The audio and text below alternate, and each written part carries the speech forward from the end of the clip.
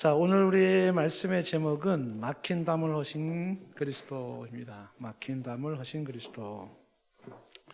자, 우리 번거롭지만 한번 좀 따라해 볼까요? 막힌 담을 허신 그리스도. 인생을 살면서 뭔가 막혀 있다라는 건 참 답답한 일입니다. 좀 확 열려서 시원하게 뭔가가 막 통과해야 되는데 딱 막혀 있다 그러면은 참 답답함이 있습니다. 예를 들면은 뭐 차를 타고 가다가 길이 막혀가지고 가지 못하면 또 답답함이 있죠.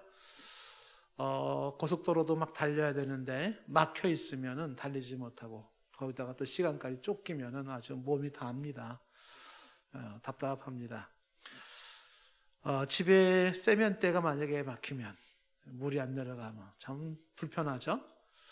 하수구뿐만 아니라 또 화장실이 막히면 어때요? 화장실 막히면. 그래도 참 많이 불편해요. 그렇죠? 네, 만약에 여러분들 집에 세면대가 막히거나 화장실이 막히면은 그때는 빨리 010-5445-5643으로 전화를 하시면 돼요. 010-5445-5643. 그것도 몇 번호냐? 신남영 집사님 전화번호니까 그 연락하면 신속하게 이렇게 좀 처리를 해주실 겁니다.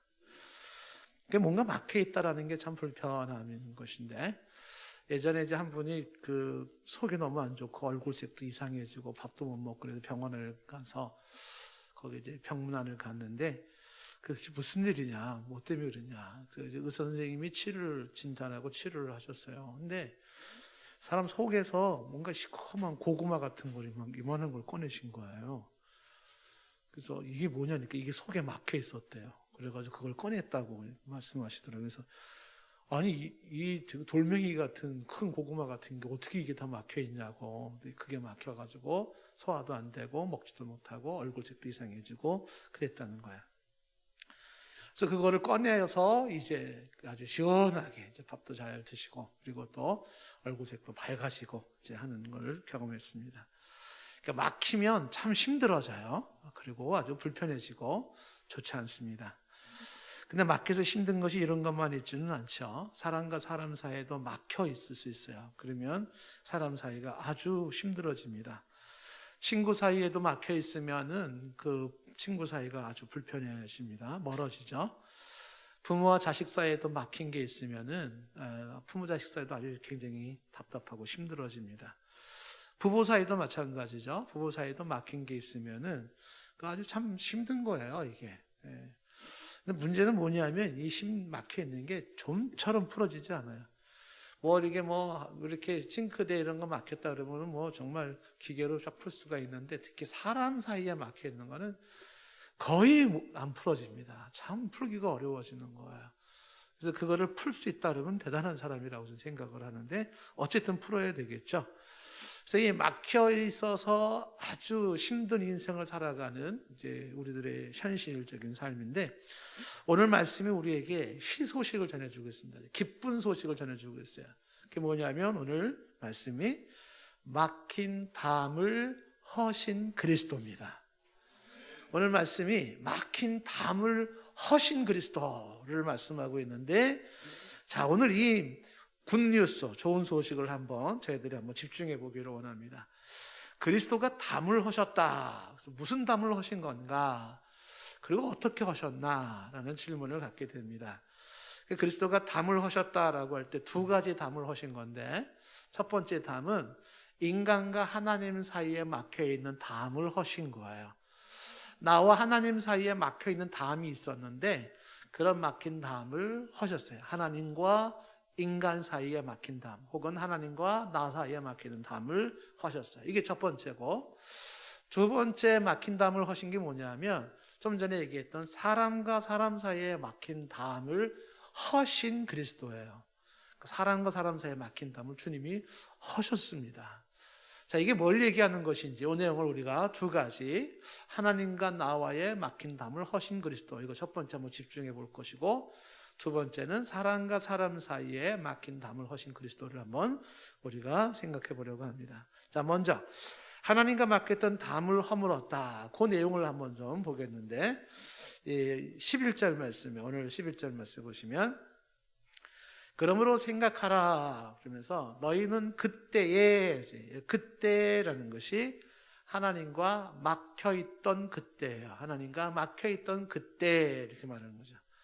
그러니까 이게 예수님을 믿기 이전의 과거 상태를 말합니다. 내가 예수님을 몰랐던 때, 예수님을 믿지 않았을 때, 그때를 말하는데 그때는 막혔던 때로 설명을 하고 있습니다. 막혔던 때.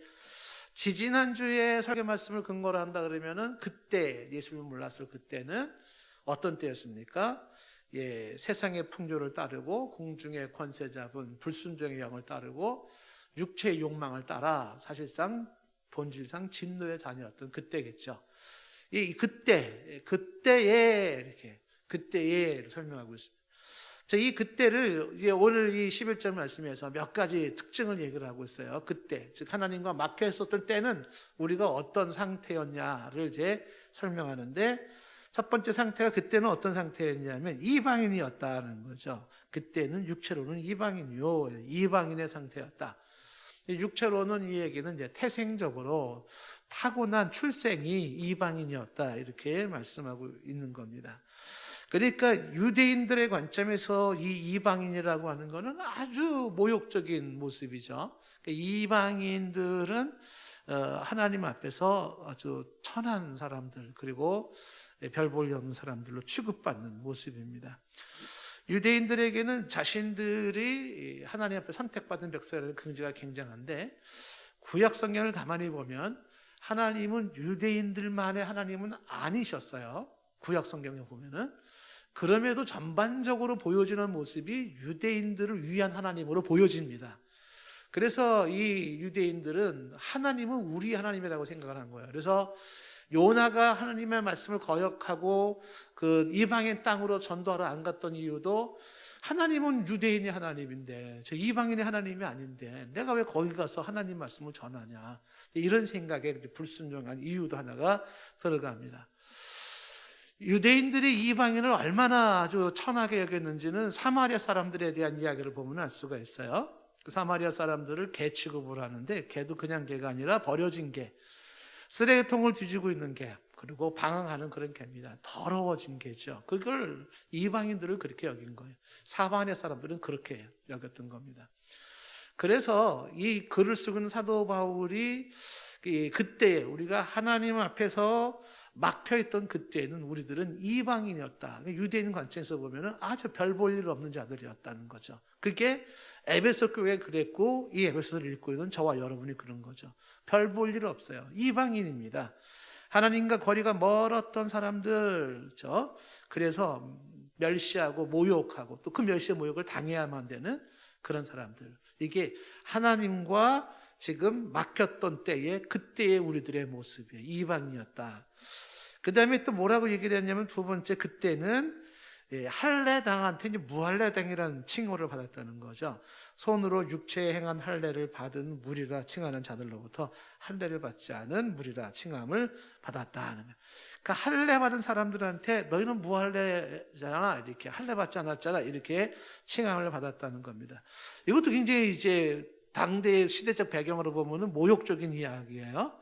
할례 받은 자와 할례 받지 못한 자는 차원이 다른 겁니다. 할례 받은 자는 약속 언약의 백성으로 이거는 아주 소위 말하면 순수한 혈통을 가지고 있는 거고 할례 받지 않은 백성들이라고 하는 것은 소위 말하면 잡종들이에요. 그래서 함부로 아무렇게나 살아가는 그런 사람들이에요. 그래서 이 할례 받지 못한 사람들이 할례 받은 사람들하고는 이게는 이제 상종조차 갈 수가 없어요. 이런 뉘앙스를 가장 잘 표현하고 있는 게 다윗이 골리앗과 싸울 때 모습이었는데 다윗이 사무엘상 17장 26절에 보면 이런 말을 해요.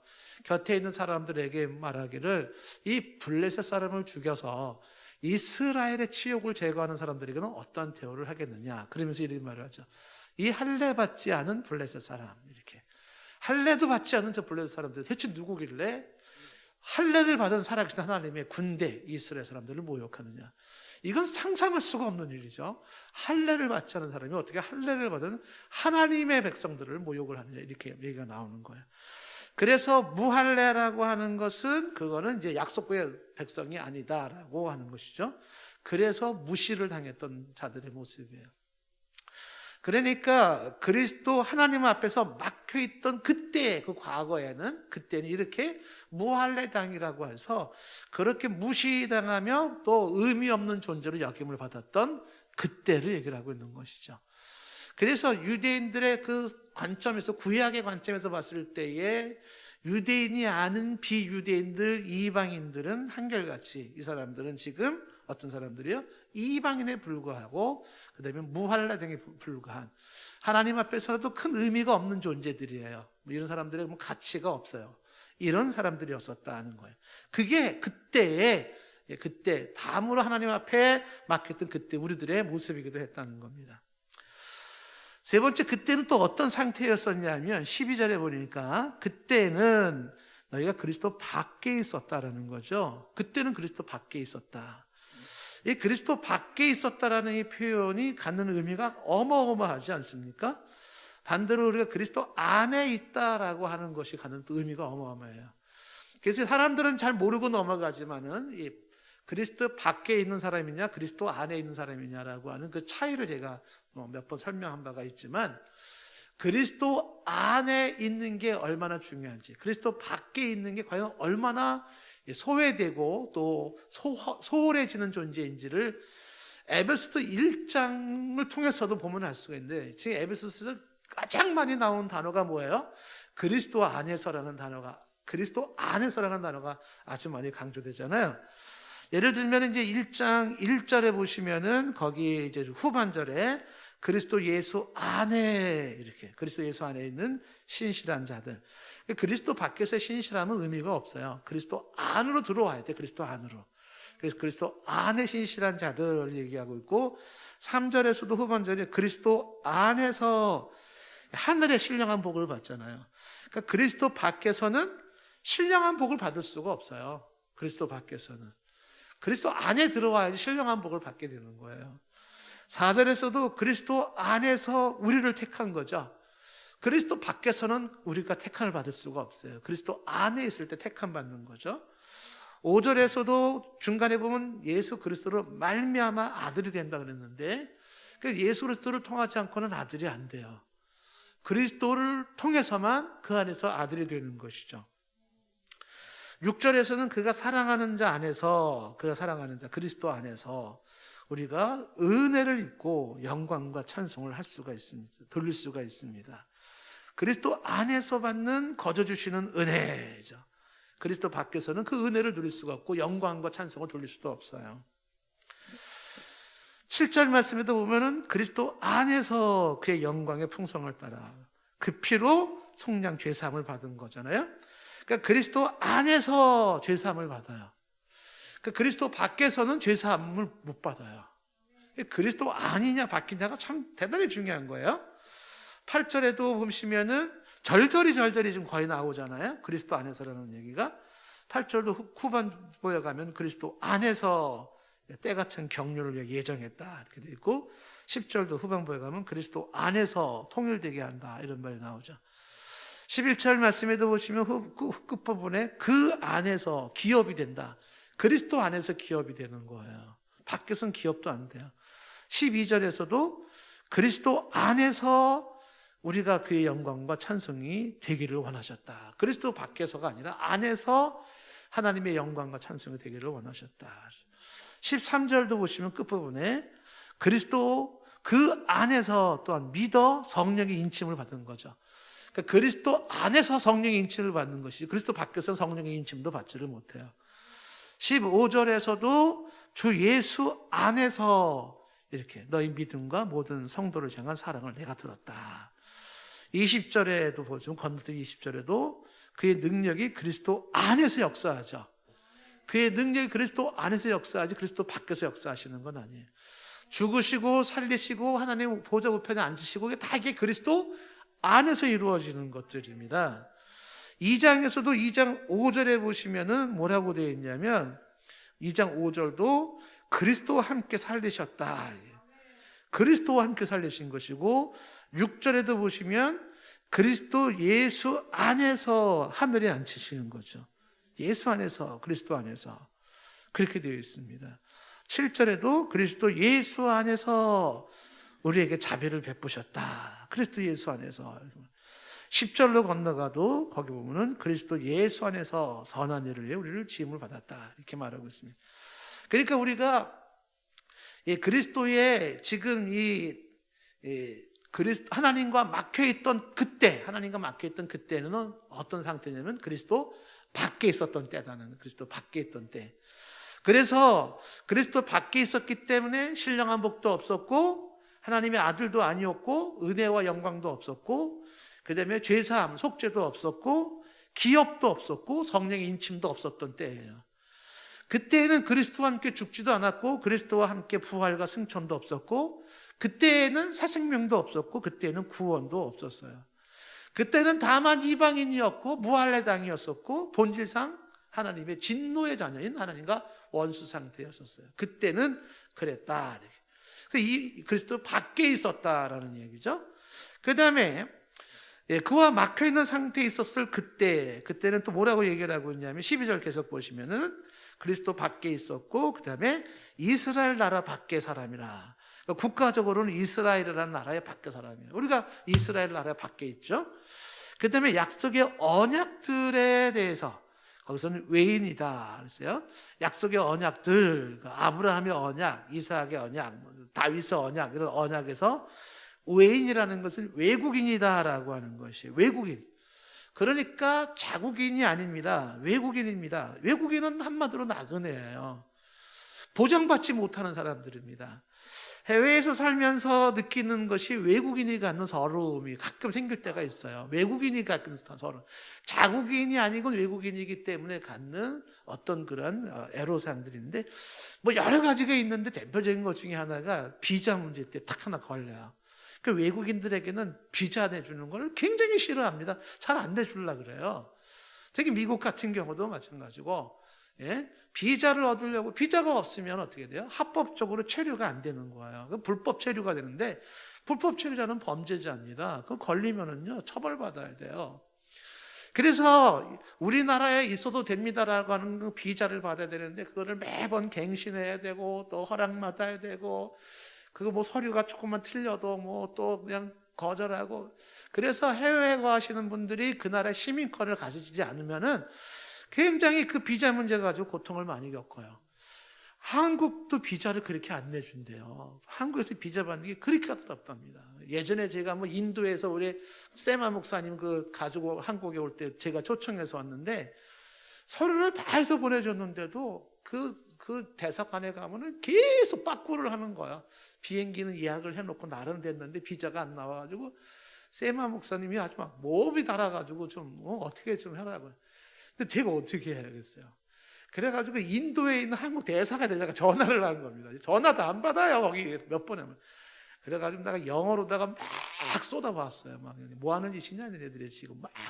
그랬더니 연락이 오더라. 저한테 대사관에서 연락이 와가지고 다 처리했는데요. 그래가지고 비자 받는 게 관광 비자도 어려워요. 관광 비자도 너무 까다로운 거야. 그러니까 자국인이 아니면은 받는 그 체류 문제가요 아주 심각합니다. 여러분들이 대한민국 국민으로 있으면서 대한민국에 이 합법적으로 체류권이 보장된 게 얼마나 감사한지 모르죠. 무지 감사한 거예요. 이게 그 난민들 보세요. 자기 나라가 없으면 있잖아요. 떠돌이 하는데 굉장히 힘든 생활을 살아갑니다. 뭐 어디서 무슨 사건이 터지고 뭐 일이 있어도요. 어디 가서 말도 못 꺼내요. 불법 체류자 같으면은 내가 강도를 만났다. 내가 어떤 뭐 사고를 당했다 해도 도움도 못 청하는 거예요. 이게 나그네 외인들이에요. 외인들. 그리고 또 이 외인들이 안 좋은 게 특히 해외에 있으면은 자녀들이 대학 들어가면 학비가 어마어마하게 비싸요. 자국인들한테는요, 시민권자들한테는 학비가 엄청 싼데 외국인들이 자녀를 학교 들어가려면 뭐 부모들이 웬만하면 감당이 안 되는 겁니다. 불이익이 굉장히 많죠. 그러니까 이게 외국인이냐 자국인이냐라고 하는 부분이 이게 굉장히 차이가 커요. 하나님 나라의 앞에서 우리가 외국인이냐 아니면 하나님 나라의 시민이냐 이건 굉장한 차이입니다. 그래서 우리가 그때의 하나님과 그렇게 담이 있던 그때에는 우리가 누구냐 하면 우리는 외국인이었어요. 외인이었다는 거예요. 언약의 백성들 앞에서 우리는 외인이었다라고 오늘 말씀을 하고 있는 것입니다. 그래서 외인이기 때문에 보장받을 수 없는 사람들이었고, 외인이었기 때문에 받을 기업도 없고 상속도 없어요. 나그네로 있다가 언제든지 추방당해야 되는 존재가 바로 그때 우리의 모습이었었어요. 그러니까 기약 없이 살아가는 모습이에요. 그 내용을 이제 계속해서 그때를 뭐라고 얘기를 하냐면 12절에 보면 그때 세상에서는 소망이 없었다는 거예요. 세상에 살고 있지만 소망이 없어요. 특히 어떤 소망이 없냐면 내세에 대한 소망이 없었어요. 영혼에 대한 보장을 받지 못하는 거죠. 영혼에 대한 보상이 없어요. 그래서 그냥 떠돌이 인생을 살다가 결국 지옥 가는 인생이에요. 소망이 없어. 그때 그러니까 하나님과 막혀있던 그때는요, 이렇게 소망이 없이 지지고 볶고 살다가 결국 지옥 가는 거예요.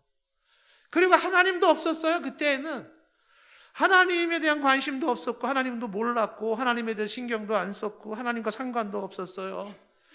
하나님의 말씀이 있는지 없는지, 하나님의 구원이 있는지 없는지, 하나님의 심판이 있는지 없는지 그냥 살았던 거예요. 이게 그때의 우리들의 모습이었다는 사실이에요. 그런데 이 그때의 이런 모습이 완전히 180도로 반전이 일어나 버렸어요. 그게 뭐냐면 이제 13절에 이제는 이렇게 되는 거예요. 이제는 그때는 그랬던 나의 모습이었지만, 그때는 나의 모습이 그랬는데 이제는 전에 멀리 있던 너희가 그리스도 예수 안에서 그리스도의 피로 가까워졌다. 이 누구랑 가까워진 거냐면 하나님과 가까워진 거예요. 멀리 있던 사람들, 나그네 같고 외인으로 살아가고 그렇게 무시당하고 하나님과 상관이 없이 살았던 그런 사람들이었는데, 이제는 그리스도 예수 안에서 그 피가 어떻게 해요? 하나님과 가까워지게 만들어진 거예요. 이 가깝다라는 게 뭐냐면 친해졌다는 거예요. 전에는 하나님의 진노의 대상이었고 하나님의 심판의 대상이었어요. 하나님 앞에 원수였습니다. 원수예요. 더러운 죄를 가지고 감히 하나님 앞에서 고개도 못 들죠. 하나님이 이제 너 언제 심판할까? 너 언제 저주할까? 내가 너 언제 지옥 보낼까? 이런 존재였었어요. 그랬는데 그리스도께서 그 피로 하나님과 원수가 아닌 친한 관계로 바꾸어 주신 거예요. 친분 관계를 바꿔 놓으신 거예요. 하나님과 친해졌습니다. 하나님과 가까워졌습니다. 그리스도 안에서 하나님과 가까워진 여러분들을 축하드려요. 여러분, 우리가 보면 주변에서 어떤 사람과 특별히 친해지고 싶은 사람이 있지 않습니까? 특히 뭔가 좀 심 좀 있고 고위급의 사람들이라면 가깝게 친해지고 싶어지는 거예요. 그래서 뭔가 좀 그런 높은 사람들하고 가깝게 친해지면 좋을 것 같아서 친분을 쌓으려고 애를 쓰는 사람들도 있지 않습니까? 막 참 친해지려고 하는 거예요. 예전에 제가 한번 우리 그런 얘기 드렸죠. 우리 집사람이랑 저랑 이정현 목사님 사모님이랑 장항에서 황영식 목사님이랑 대화를 나누는데, 황영식 목사님이 말을 아주 재밌게 하셔가지고 참 얘기를 듣다가 막 얘기를 하다가 무슨 얘기가 나왔냐면, 황영식 목사님 고향이 김포예요. 김포에 부모님들이 농사짓는 논이 있고 땅이 있었는데, 그 논 땅이 옛날에 아주 시골이었잖아요. 근데 거기가 신도시가 개발되면서 땅값이 뭐 어마어마하게 올라갔대요. 그래가지고 거기 땅 있는 사람들이 다 졸부가 된 거야. 졸지의 부자가 돼버린 거예요. 갑부가 돼가지고요, 그 돈이 얼마나 많이 생겼는지 자식들한테 재산을 분배해 주는데 뭐 몇십억씩, 뭐 몇십억인지 몇 억인지, 몇 억은 아닌 것 같아요. 몇십억씩 돈을 막 나눠주고도, 그리고도 돈이 남고, 뭐, 그리고 막 땅이 남고, 막 그렇게 얘기를 막 하는 거예요. 그런 얘기를 귀담아 듣고 있던 이제 우리 두 사모님들이 하시는 말씀이, 왠지 오늘부터 황 목사님과 좀 친하게 지내야 될 것 같은 생각이 든다고 그래가지고 웃었어요. 그렇지 않아요? 왠지 이렇게 돈 있는 사람이라고 좀 친하게 지내면은 좀 뭔가 떨어지는 거 있지 않을까요? 그렇죠? 이 친하게 지내고 싶어진 게, 그래서 이제 뭐 웃자고 이제 하는 소리였지만은요, 살면서, 인생을 살면서 유난히 친하게 지내고 싶은 사람이 있어요. 아까 말한 돈 있는 사람이라든지, 이 사람이 어디 부서에 어떤 권력 있는 사람이라고 말이지, 그런 사람도 친하게 지내시고, 이 사람이 인기 연예인인데 이 사람이 이렇게 대단한 사람이라고 친해지고 싶은 거예요. 만약에 우리 학생들한테 방탄소년과 친해지고 싶은 사람 그러면 자주 막 이럴 거야 아마. 그렇죠? 예전에 우리가 공항 갔다가 방탄소년이 온다고 막 사람들이 난리 뜨는데 저랑 집사람은 방탄소년이 누구냐고 서로 얼굴 보면서 그러고 있다가 그냥 지나간 적이 있었는데 우리한테는 그렇게 중요하지 않았죠. 근데 지금 보니까 아이고 이게 대단한 사람들인 거예요. 그 대단한 사람하고 친해지고 싶어지는 거잖아요. 그런데 우리가 인생을 살면서 가만히 생각해 보면 정말 친해져야 될 사람, 그리고 정말 친해지고 싶은 사람, 그분이 하나님이에요. 세상에서 진짜 친하게 지내고 싶은 사람이 누구냐면 하나님인 겁니다. 그 사람이 제일 부러운 사람이에요. 그래서 하나님과 함께 친하게 지냈던 아브라함, 하나님과 친하게 지냈던 다윗, 하나님과 친하게 지냈던 느헤미야, 하나님과 친하게 지냈던 이삭, 야곱, 엘리야, 에녹, 참 이게 복 있는 사람이에요. 얼마나 하나님과 친하게 지냈는지 에녹은 하나님이 세상에서 데리고 그냥 가버리고 자기 하나님 집으로 데려가서 야, 너 우리 떨어져 있지 말고 같이 살자 그러고 같이 간 거 아니에요? 오늘 13절 말씀에 이제는 전에 멀리 있던 너희가 우리를 말하는 거예요. 이방인들. 그리스도 예수 안에서 그리스도의 피로 하나님과 가까워졌다, 친해졌다는 것이죠. 이제는 이렇게 달라진 거죠. 자, 그러면서 14절 말씀에 이런 얘기를 하는 거죠. 그리스도는 우리의 화평이신지라. 화평이 평화의 평화. 다른 말로 피스메이커, 화평케 하는 자죠. 그러니까 그리스도는 우리의 화평, 평화이시라. 근데 이분은 둘을 하나로 만드시는 분이에요. 예수 그리스도와 만드는 평화가요, 이게 참 심오한 얘기인데 무슨 얘기냐면 그 예수 그리스도는 총이나 칼을 들지 않고 전쟁하지 않고 화목하게 만드는 화평케 하시는 분이에요. 놀라운 일입니다. 그 예수님은 둘을 하나로 만드셔서 원수된 것, 곧 중간에 막힌 담을 자기 육체로 어떻게 해요? 하셨어요. 원수 관계를 친구 관계가 되게 하고 진노 대상을 사랑의 대상으로 바꿔요. 우리가 좀 전에 불렀던 찬송처럼 죄인도 원수도 친구로 바뀌는 그 역사가 그리스도 안에서 일어나는데, 예수님이 이거를 하나로 되게 만드는데 먼저 하나님과 하나 되게 만들고 사랑과 하나 되게 만드는 막힌 담을 하시는데 어떻게 하셨냐면 육체로 하셨다는 거예요. 육체로. 예수님이 육체로 담을 헐었다? 그게 무슨 뜻일까요? 그것은 예수님의 몸이 찢어졌어요. 십자가에서 찢어지는 그 고통이, 이 찢어짐이 뭘 의미하는 거냐면 하나님과 막혀있는 담이 찢어짐을 의미하는 거예요. 이거를 예수님 당시에는 상징적으로 성소의 휘장이 찢어진 거로 말해주고 있는 거죠. 지성소에는 감히 근접할 수 없는 상태에 있는데 예수님이 십자가에 죽으실 그때의 성소가 어떻게 해요? 위에서부터 아래로 찢어진 거예요. 아래서부터 찢었다면 사람이 찢었다고 할 수 있을 거예요. 그런데 그게 아니라 위로부터 성소의 휘장이 찢어졌어요. 이게 뭐냐면 성소로 나아가는 길이 열렸다는 걸 말씀하고 있는 거예요. 성소가 하나님이 계신 곳이에요. 하나님이 계신 곳으로 나갈 수 있는 길이 열렸다. 이게 예수님이 찢기신 당신의 살이 찢기신 휘장으로 길을 열어놓았음을 말씀하고 있는 거죠. 그 내용이 히브리서 10장 19절 20절이에요. 19절에 그러므로 형제들아 우리가 예수의 피를 힘입어 성소에 들어갈 담력을 얻었어요. 20절에 그 길은 우리를 위하여 휘장 가운데로 열어놓으신 새로운 살길이요 휘장은 곧 그의 육체니라. 찢어진 휘장은 찢어진 예수님의 살이에요. 그래서 당신의 살을 찢음으로 말미암아 하나님과의 원수된 관계가 어떻게 했어요? 회복되어진 겁니다. 주께로 나아가는 길이 열린 거예요. 위대하신 하나님 앞에 가까이 갈 수 없는 그분 앞에 씩씩하고 담대하게 나갈 수 있도록 어떻게 해요? 예수님이 막혔던 것을 열어놓으신 거예요.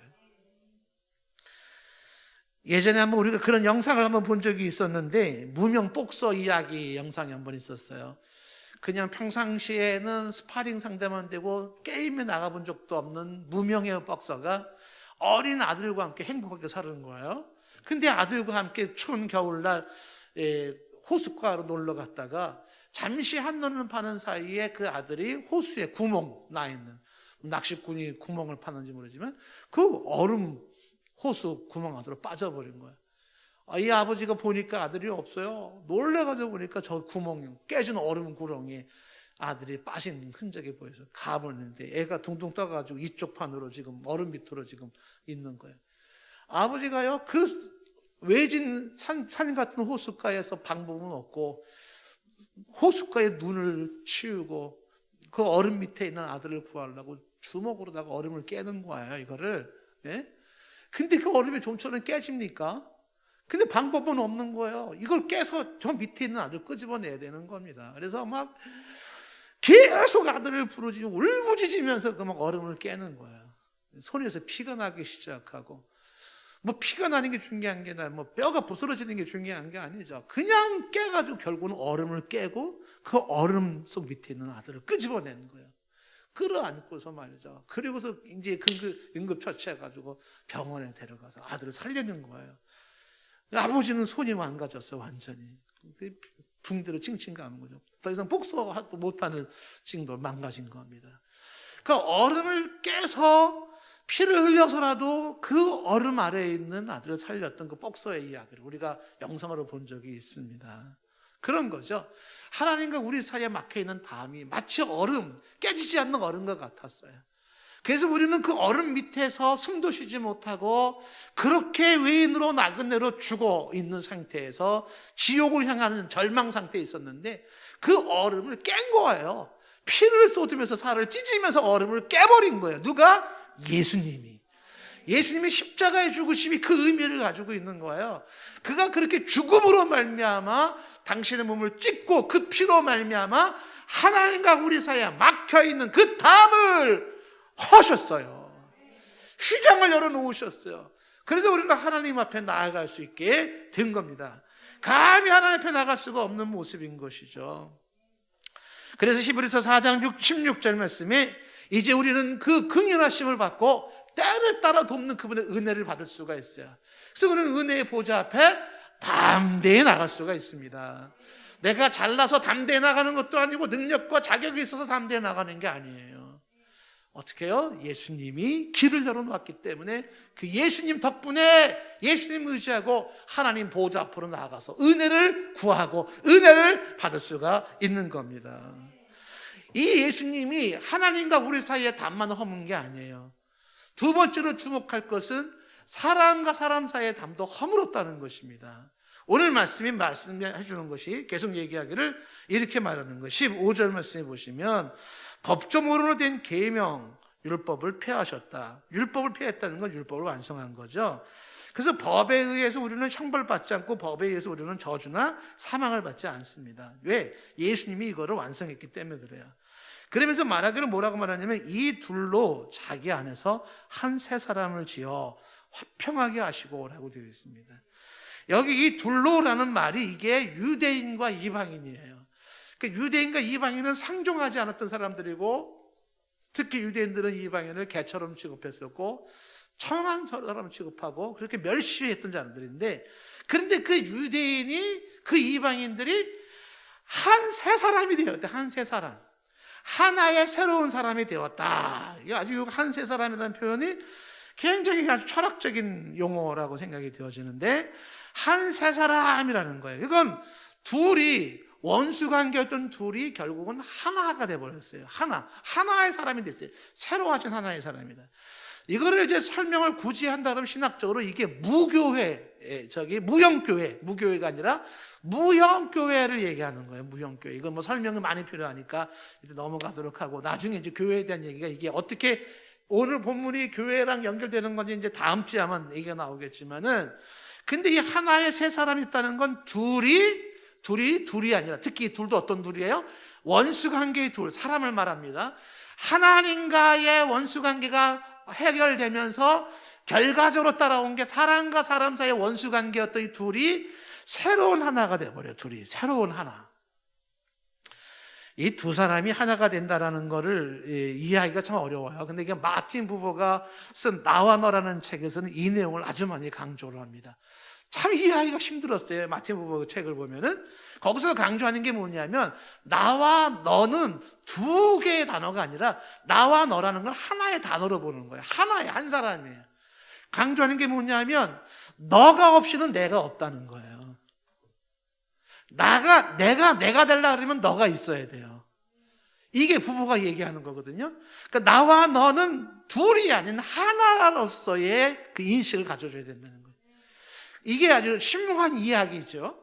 그래서 이 둘이 하나다라는 거는 이제 부부 얘기를 여러분 나중에 한번 보셔서 이해를 하시면 좋겠고, 지금 성경에 말하고 있는 게 뭐냐면 15절 말씀이 그 둘이 하나의 새로운 사람이 되었다. 하나의 새로운 사람. 그게 좀 전에 말했던 무형교회를 이루었다. 교회를 이루었다는 거죠. 자, 같은 맥락에서 설명하는 게 뭐냐면 이렇게 세 사람을 되어서 화평하게 하신 그 예수님, 너와 나를 화평하게 하신 그 예수님이 16절에 이걸 십자가로 만들었어요. 십자가로 둘을 한 몸 되게 한 거예요. 둘을 한 몸이 되게 하시고 하나님과 화목하게 하려 하심이라, 그 다음에 원수된 것을 십자가로 소멸하시고 그랬어요. 그러니까 십자가는 둘을 하나 되게 해서 하나님과 화목하게 하고, 하나 되게 하는 것을 원수관계도 하나 되게 하시는데 이 효과가 사람과 사람 사이에도 이어지는 거예요. 그게 17절로 이어져 말하는 거죠. 또 오셔서 먼 데 있는 너희가 누굽니까? 이방인이죠. 그리고 거기에 평안을 전했고, 가까운 데 있는 자들 누굽니까? 유대인들이에요. 그들에게도 평안을 전하셨어요. 그래서 이방인과 유대인의 벽이 허물어진 거예요. 1차적으로 선민의 민족을 자랑했었던 유대인들이나 이방인이라고 별 볼 일 없이 취급했었던 사람들이나 이게 어떻게 해요? 결국은 하나가 돼버리고 그 벽이 깨져버렸어요. 예수 안에서 지금 먼 데 있는 너희나 가까운 데 있는 너희나 모두에게 똑같은 평안을 전해주셨습니다. 자, 이 내용이 이사야서 52장 7절 말씀 보면 이 말씀에 이제 근거한 말씀인데, 이사야 52장 7절에 보면은 좋은 소식이 있어요. 좋은 소식, 굿뉴스. 이거를 전하고 평화를 공포하고 복된 좋은 소식을 가져오면서 구원을 공포하는 사람이 있죠.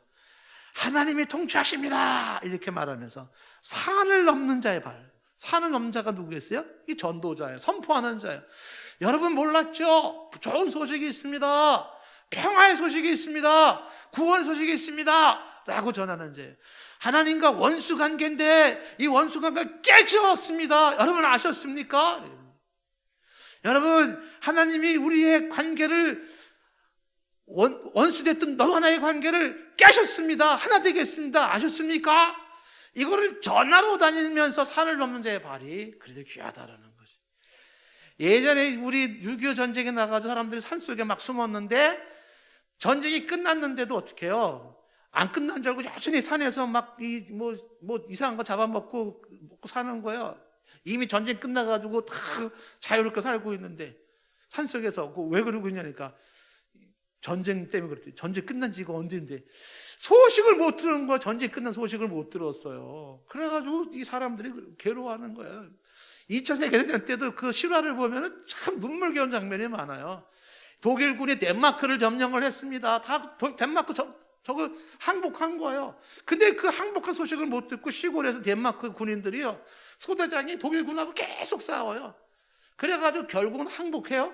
그래가지고 독일군 장교가 나중에 총알도 없고 그러니까 덴마크 군인들한테 얘기를 하는 거죠. 왜 쓸데없이 이렇게 저항을 하냐고.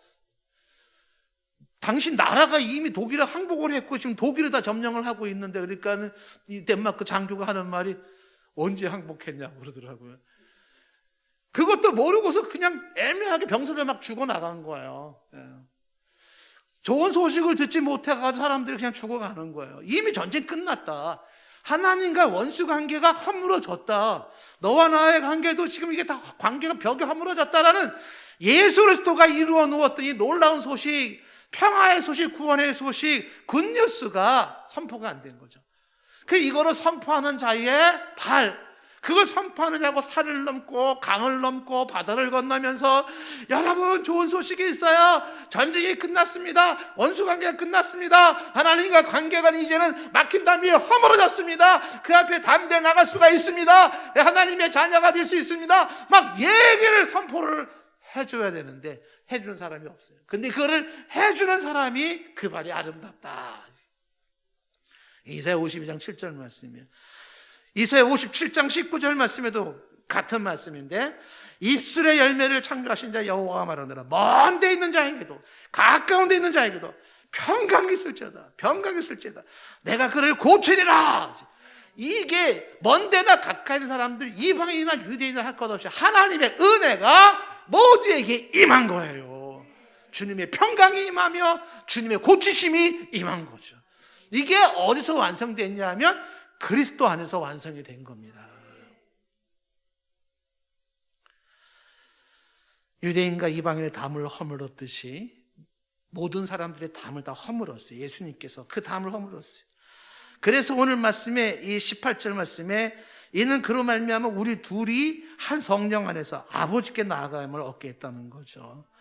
이젠 둘이 너와 내가 한 성령으로 아버지께 나아가는 사람이 된 거예요. 예전에는 원수관계로 으르렁거리고 뭐 사람을 우습게 보고 그랬는데 그게 아니에요. 우리 모두가 함께 아버지께로 나아가는 길이 열렸다는 거예요. 갈라디아서 3장 28절 말씀 말하잖아요. 너희는 유대인이나 헬라인이 이방인이에요. 유대인이나 이방인이나 종이나 자유인이나 남자나 여자나 다 그리스도 예수 안에서 하나니라 그랬어요. 하나.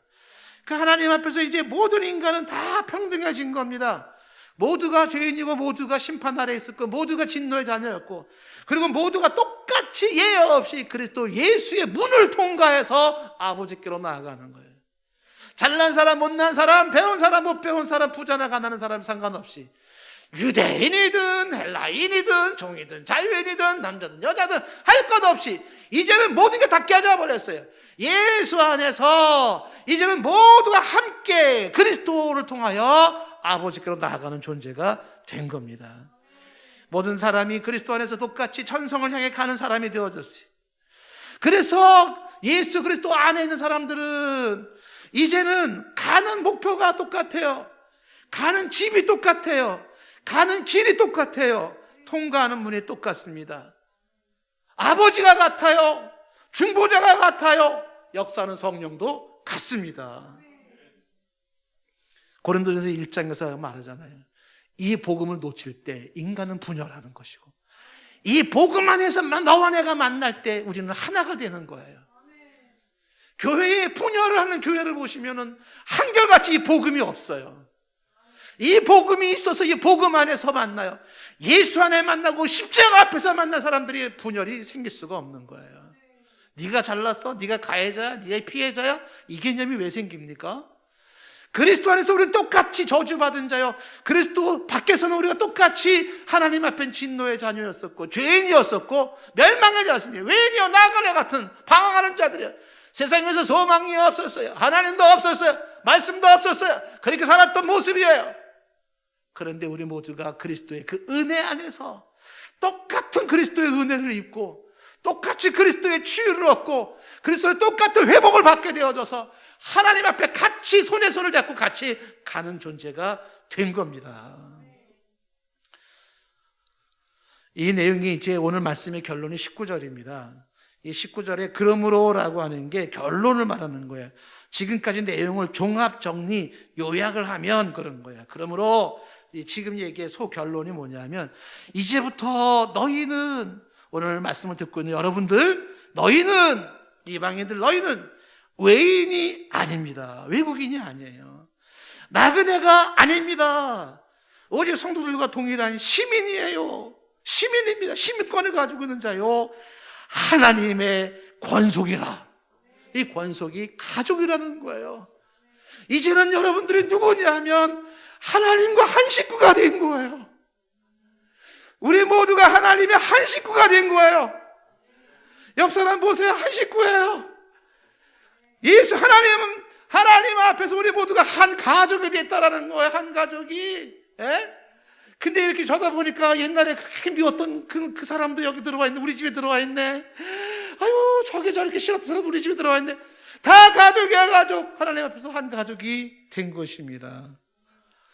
그리스도 예수께서 막힌 담을 하셨는데 하나님과 우리의 막힌 담을 하셨고 너와 나의 막힌 담을 이미 헐어 놓으셨습니다. 막힌 담을 허신 그리스도께 감사드립니다. 막힌 담을 허신 그리스도를 찬양하는 것이, 그는 모두에게 평화를 약속하고 평화를 주시는 분이십니다. 찬양 같이 할까요?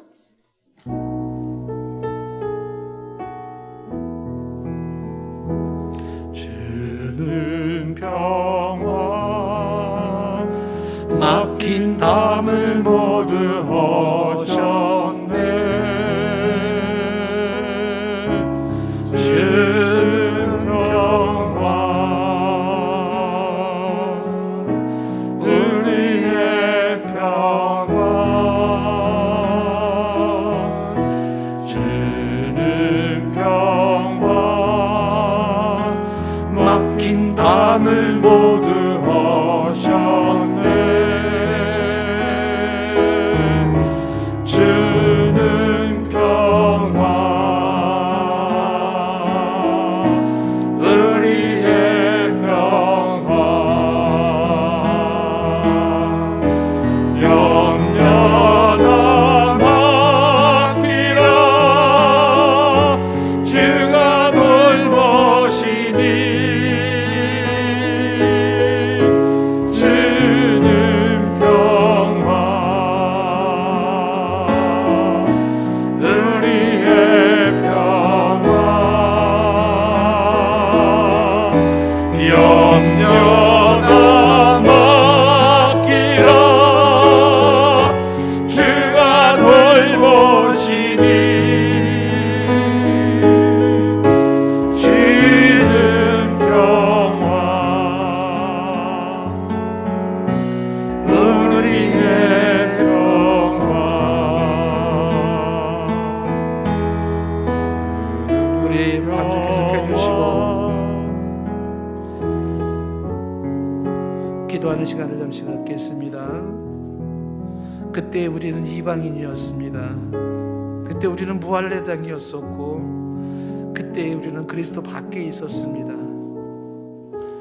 그때 우리는 이스라엘 나라 밖에 있었고, 그때 우리는 외국인이었고, 그때 우리는 소망이 없었어요. 그때 우리는 하나님도 없이 살았습니다. 그저 살았던 삶이라고 하는 것은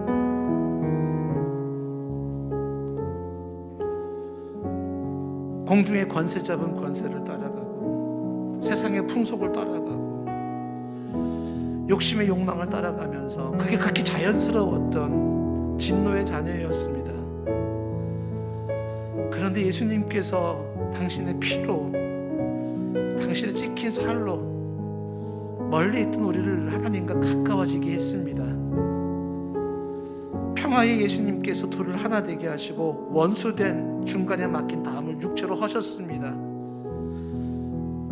하나님과의 원수관계를 풀고 하나님과 하나가 될 수 있도록 길을 열어주신 예수님은 더불어 너와 나의 막힌 담도 이미 하셨습니다. 우리는 주님 안에서 한 가족으로 하나 되어 저 아버지가 계신 시온성을 함께 나아가는 자들입니다. 담을 허신 그리스도, 피를 쏟으면서 살을 찢으면서 막힌 담을 허신 그리스도는 우리의 평화이십니다. 이 말씀을 생각하시면서 다시 한번 눈을 감고 이 찬양을 좀 불러보도록 하겠습니다. 제가 가사를 불러드리도록 하겠습니다.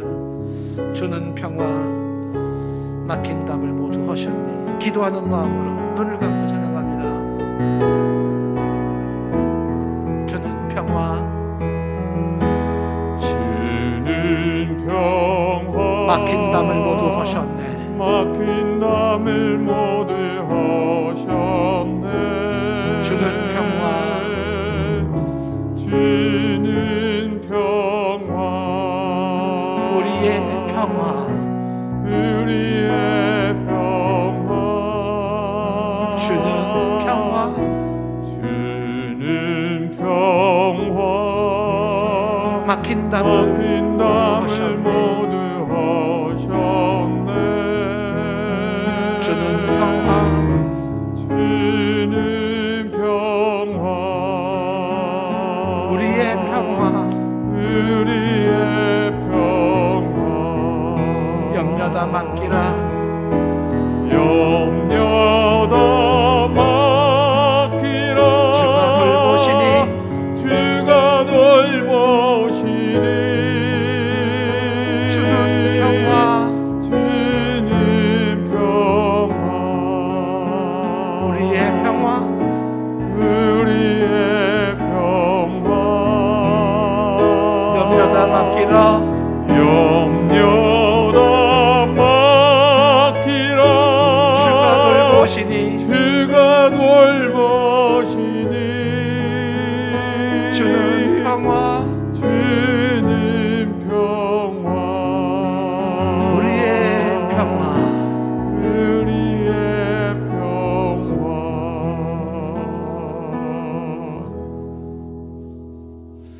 예수님은 우리의 평화이십니다.